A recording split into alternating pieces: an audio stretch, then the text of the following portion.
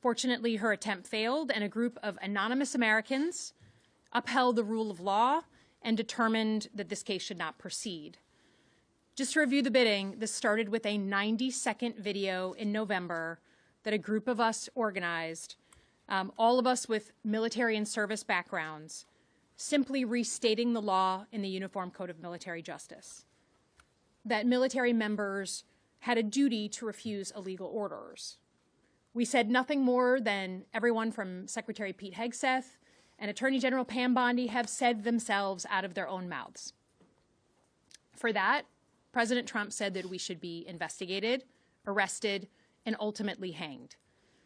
And that's exactly what he had Pirro and Bondi do yesterday.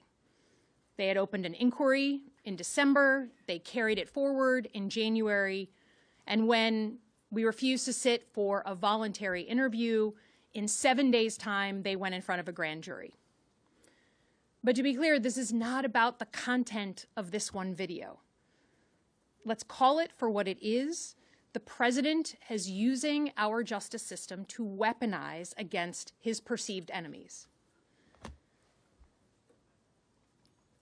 I think that we've come to a really sad moment in America where the paradigm of leadership has come in completely reversed. In 2026, instead of looking to our elected leaders like the president as setting an example, it is now up to individual citizens in their private capacity to uphold the values of democracy, free speech, liberty, justice. As Mark said, this is an authoritarian playbook that many of us have watched play out abroad over and over and over again, except now we're seeing it in the United States. Yesterday, 20 anonymous Americans who we will never meet, who made up that grand jury, told us more about the values of America than Jeanine Pirro or Pam Bondi or certainly this president. We hope that the news today is the end of the investigation, but hope is not a strategy. The president could easily watch this press conference, go high and right again, kick off another cycle of physical intimidation and legal intimidation. So we need to stay on offense. And I think both Senator Kelly and I have kept all of our legal options open as we go forward. Some of you know that I recently lost my father a couple weeks ago.